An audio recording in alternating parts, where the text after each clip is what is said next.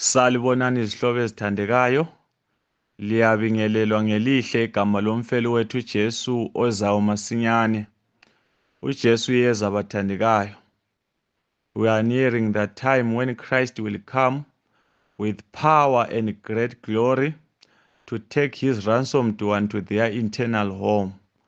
Silindele lolo suku lokubonakala kwenkosi. Silindele sibhekile, yebo phezulu inkosi yethu izokwehla. The Lord is soon coming bathandekayo. Talk it, pray it, believe it. Make it the part of your life. Ya singahlukunyezwa ngomhlaba, sifelwe ngesibathandayo, sigulelwe izihlobo, sisokole, sithwale nzima emhlabeni. But soon our Savior is to appear to bring deliverance and rest bathandekayo. The former things shall not be remembered or come into our mind. Ya zonke inyembezi zizokwesulwa sesihleli lo Jesu. Zonke inyembezi zizokwesulwa sesihleli lo Jesu. Sizokhohlwa insizi zalapha emhlabeni. Sizohlangana lezihlobo kungasekho ukufa. Sizobabona abathandwa bethu bathandekayo abasishiya emhlabeni sibathathelwa yikufa. Kulosuku uJesu alumisileyo azafika ngalo emhlabeni azosiqedela lona lolu hlupho lwesono, uhlupho lokufa okusihlukumezayo ukuthi nxa sisajabulile sisathokozela imuli zikwanile kufike ukufa kuchiye abantwana bengelabazali, kuchiye abazali bengelabantwana, kuchiye omama bengelamadoda, kuchiye amadoda engelabafazi. Ya kudivide nje kusala imizi ivaliwe kungamathuna wodwa, sala izihlahla nje kubonakala ukuthi lapha kwake kwahlala abantu kodwa imizi ingasela lutho ngenxa yakho ukufa. Ya kodwa ke silethemba elibusisiweyo, sizohlangana lezihlobo zethu kungasekho ukufa. Sithenjisiwe ikhaya bathandekayo. Ya there is a day coming when Jesus shall descend. Afike uJesu oyisimakade akuqede ukufa. Ya akuqede ukufa lo mama wakho isono. Asikubambeni khona lokhu, sikukholwe khona lokhu, sikuphile khona lokhu. Siphile silindele sisendaweni efaneleyo, sisazi ukuthi kulethemba elibusisiweyo. Nxa umhlaba usihlukumeza ya sisokola impilo isidlisa sajanyana, sibe kwazi ukuthi kulethemba elibusisiweyo. Kwelinye ilanga uzofika umsindisi afe umkhohlisi. Haleluya bathandekayo. Asikubambeni khona lokhu sikukholwe. Lingakhohlwa bathandekayo.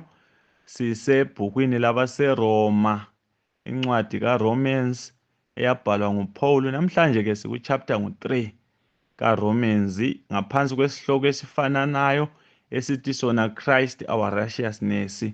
uKristu ukulunga kwethu. Ya ngikutshelelani khona lokhu ngiyenzela ukuthi ngikutshela ukuthi we are approaching iSunday law bathandekayo, lapho abantu abazaba forced ukuthi bakhonze ngosuku lwesonto, usuku olungekho eBhayibhelini, usuku olwasungulwa ngumuntu.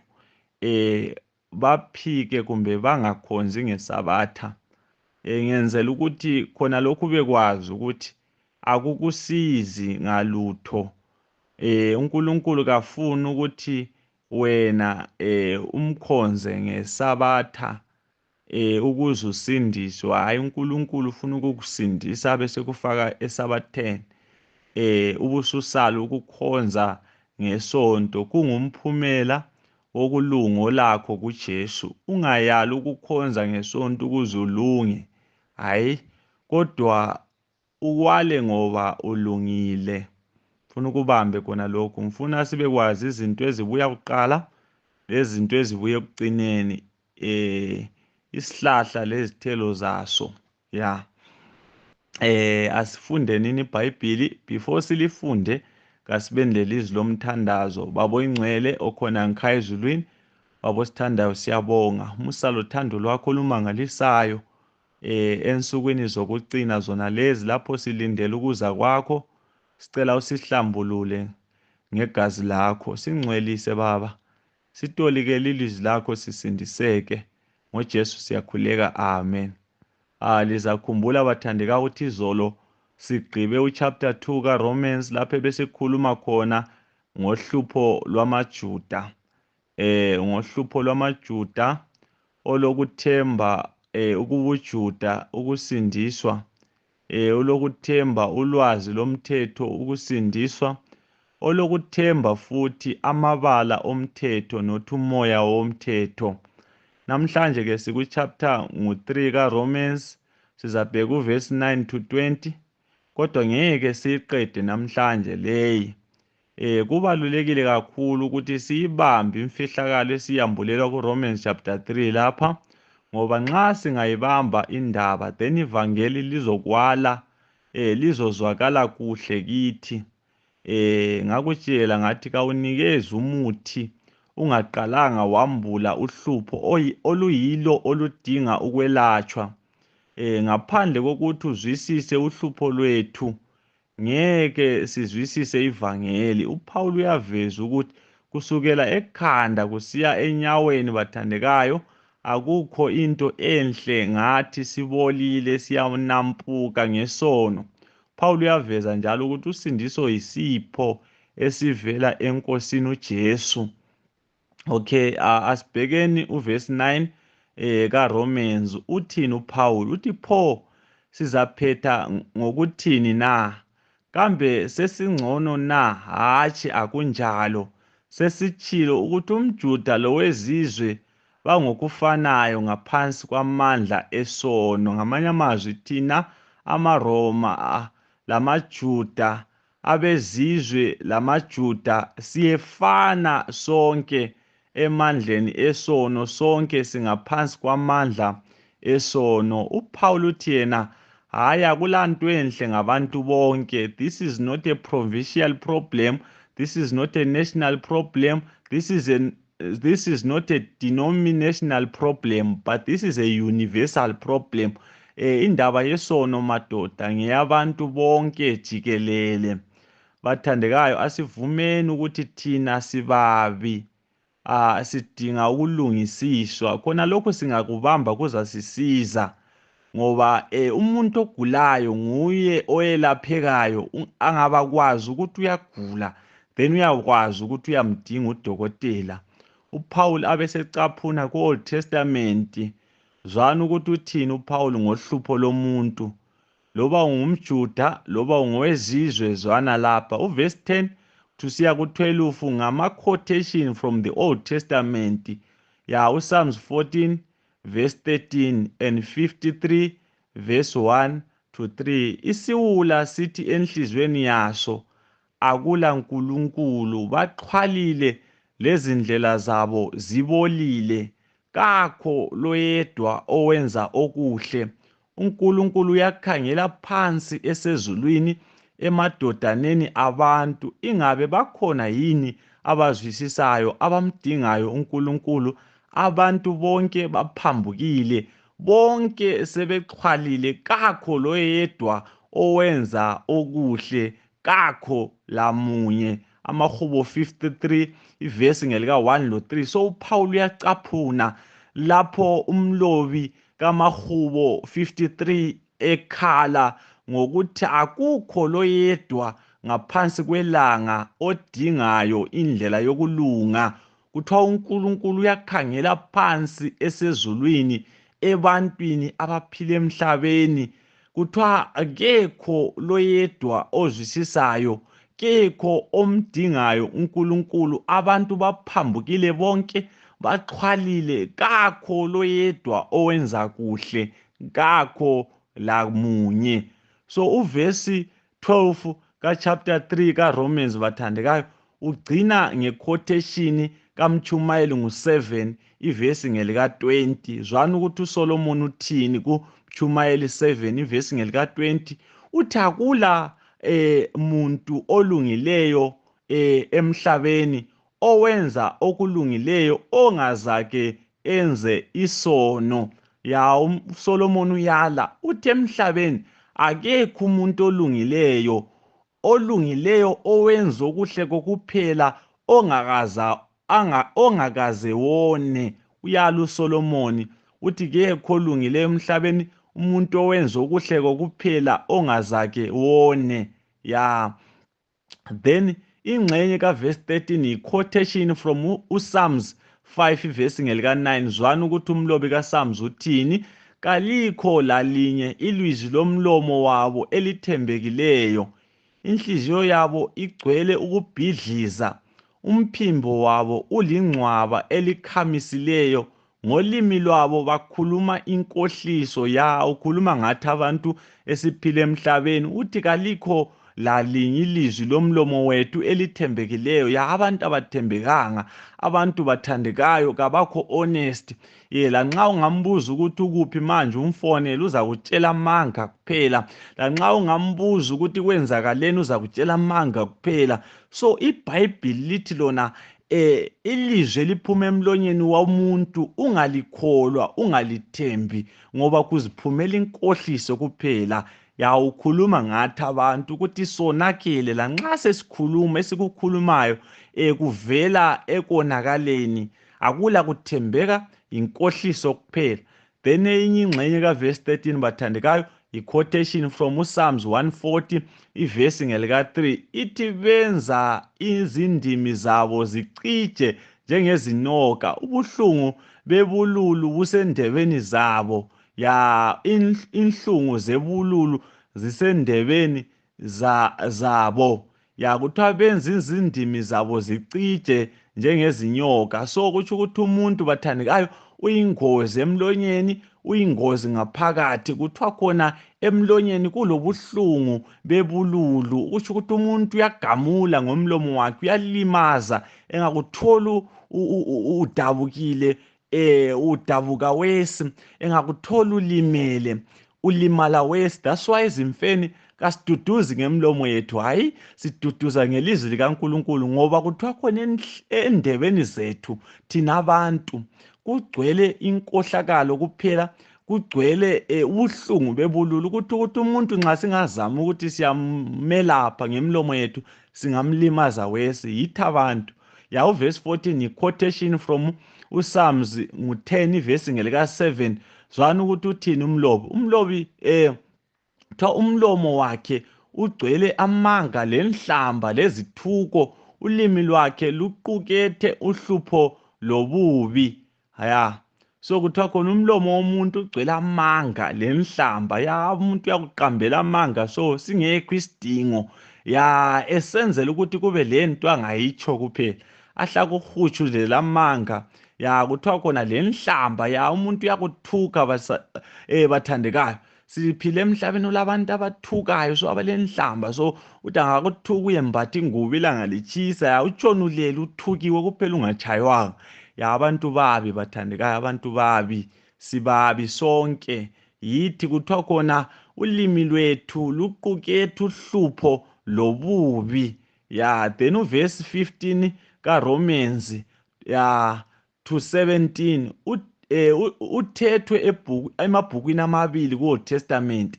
Incwadi yakuqala uProverbs 1 ivesi ngelika-16, uZaga 1 ivesi ngelika-16. Ithi ngoba ezabo inyawo zigijima ekoneni, bachitha igazi lula. Ya, siphile emhlabeni olababulali bathandekayo, siphile emhlabeni olabantu abonakeleyo abachitha igazi lomuntu sengathi bachitha igazi lenkukhu. Ya, umuntu abulala umuntu sengathi ubulala uswintila. So umuntu uyabulala umuntu sengathi ubulala inyoka, bakhande ngamatshe bambulala umuntu bengamzweli. Siphile emhlabeni onjalo bathandekayo. Zwana uIsaiah 59 verse ngelika-7 to 8 uthi inyawo zabo zigijimela ukona, bayaphangisa ukuchitha igazi elimsulwa. Imicabango yabo yimicabango emibi, ukuchitha lokubhubhisa kubonakalisa izindlela zabo. Indlela yokuthula kabayazi, akukho kulunga ezindleleni zabo. Sebenze zaba imigwaqo ezombelezayo, kakho ohamba ngazo ozakwazi ukuthula. Finally bathandekayo, uverse 18 uphetha ngokucaphuna uPsalms 36 verse ngelika-1 uthi, ngilenkinga enhlizweni yami mayelana lokuxhwala kwesigangi, kakukho ukwesaba uNkulunkulu engqondweni yaso. Haleluya bathandekayo, wonke lamavesi esiwafundayo uPaul ucaphuna ku-Old Testament mayelana lohlupho lomuntu. Mfuna ubekwazi ubone futhi ukuthi uPaul mayekhuluma ukhuluma izinto ezenziwa ngabantu ebubini babo, okunye izinto abazenza ngezandla zabo, bayagwaza abantu, bayadubula abantu, bayakhanda abantu ngamatshe, bayabulala. Ezinye izinto umuntu azicabangayo ziphelele emcabangweni, kuthiwa umuntu ucabanga izinto ezimbi, ucabanga ukuganga kuphela, ucabanga ukukhohlakala. Umuntu emvelweni yakhe kamdingi uNkulunkulu, umuntu wonakele. So bathandekayo, kekho osala phandle la, lanxa abanye bethu singathukani ngomlomo kodwa inhlamba sizicabanga ngengqondo zethu, lanxa singabulali ngezandla kodwa sicabanga kuphelele khonapha emcabangweni, ucabanga ukumkhama umuntu umqede, kodwa uswele ithuba lokumkhama kumbe wesaba ijele ungasamkhami, uzihlalele abantu bakubone sengathi ulungile kanti umubi wonakele. So akula muntu osala phandle, ngabefundisi, izangoma, konke iBhayibhili lithi sibabi bathandekayo. Akula nto enhle ngathi, kusukisela ekhanda lomuntu uze uyefika enyaweni sibolile. Akula nto enhle ngathi, akula nto encomekayo ngomuntu. Hayi, sonke sibabi bathandekayo, sonke sibabi, kekho olungileyo, kekho loyedwa. Wonke lawa amavesi akhuluma into eyodwa, ububi bomuntu. Uverse 10 uthi, akekho olungileyo, kekho noyedwa. Uverse 12 bese sithi, akekho owenza okuhle, kekho loyedwa.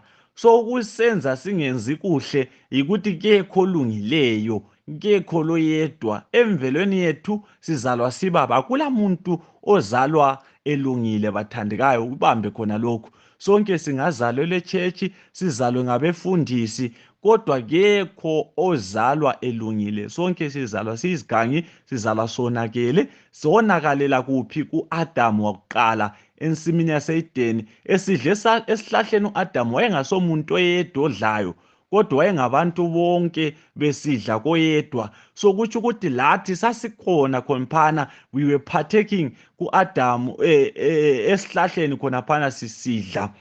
Mfuna ukuthi umamele ukuthi uPaul ugcina njani indaba yona leyi. Abesecina ngendaba emangalisayo kuverse 19 lo-20. Uverse 19 uthena, siyakwazi ukuthi loba kuyini okutshiwo ngumthetho ukutsho kulabo abangaphansi komthetho, ukuze imilomo yonke ithuliswe lomhlaba wonke ube lomlando kuNkulunkulu. Bathandekayo, kuthiwa the law was given to silence our mouth, ukuthi kungabi loyedwa ozitshaya umuntu ozwayo, ngoba nxa sisiya emthethweni akula nto enhle ngathi, we are always missing the mark, siyehluleka. Sonke emthethweni sitshaya isiganga kuphela, we are missing the mark. Umthetho uyasibonisa ukuthi khona akula nto enhle ngathi, ngoba umthetho siyawephula. Zwana lapha, akekho noyedwa umuntu oza kuya ezulwini ngokwenza kwakhe. Funa ubambe khona lokhu. Akula loyedwa umuntu oza kuya ezulwini ngokwenza kwakhe, ngoba thina emvelweni yethu ukwenza kwethu kubi bathandekayo. So akula zenzo zethu ezizasiqualifyisa ukuya embusweni. Loba ungumJuda, loba ungowezizwe, ngeke uye ezulwini because of your performance, ngokwenza kwakho. Khongo chachacha, khongo chachacha, lokho ngeke kwenzeke. Umuntu wonke uzahamba ezulwini ngenxa kaJesu Kristu lokulunga kwakhe.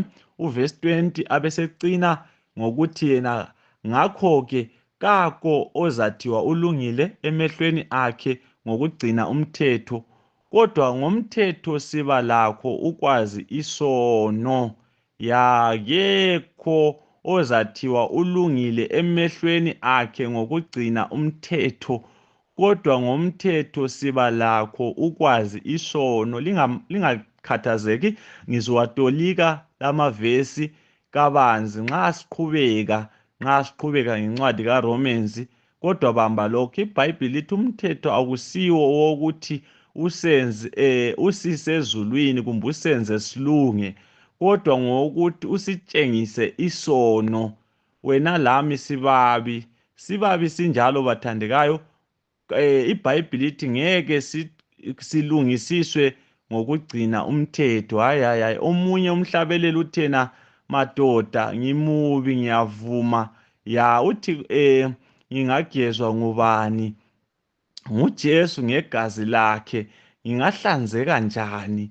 Muhlophe ngegazi lakhe.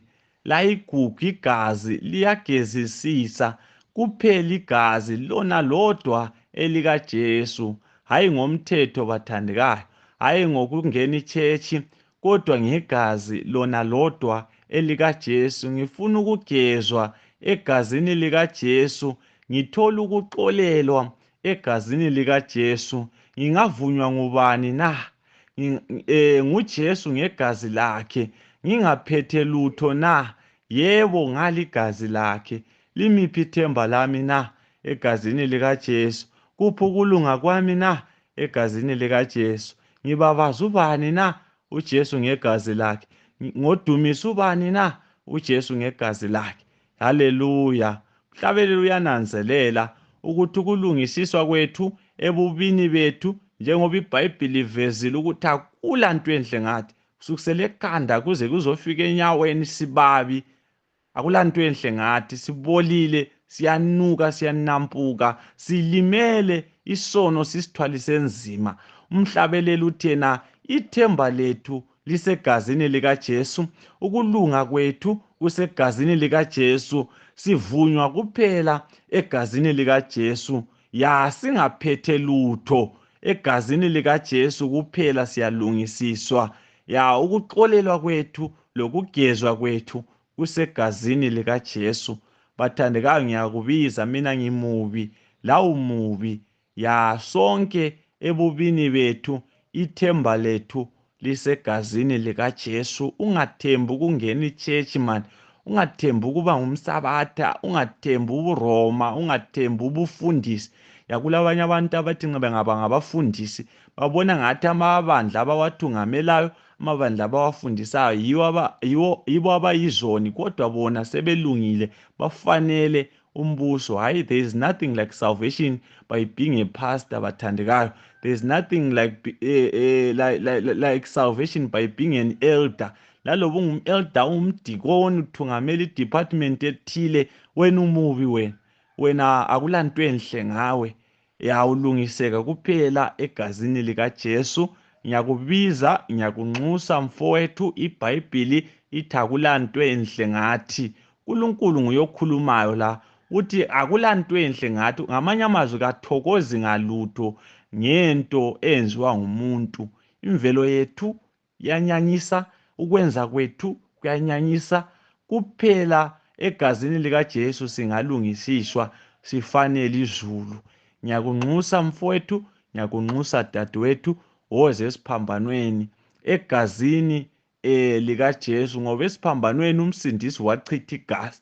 Lolani igazi yilo esithi singalivuma liyasihlamba lisithiye sifanele umbuso kaJesu ozayo masinyane. Ngiyakunxusa mfowethu, vuma lami silungisiswe. Baba oyingcwele okhona ngikhaya ezulwini, nampa abafowethu, nampa odadewethu, nampa abangani bami, nampa abazali bami, nampa ogogo bami, nampa obaba. Ngiyabaletha esiphambanweni, ngiza labo. Sibabi Baba, siyavuma silungisise, sihlambe ngegazi lakho. Asiphathanga lutho, ngoba igazi lakho Nkosi lisifuna singaphathanga lutho, bese siphathiswa ilizwi lakho sisuke esiphambanweni. Siphathise Nkosi othandekayo, silungisise, klina izazela zethu ngegazi lakho, sibe ngabalungileyo. NgoJesu siyakhuleka, amen.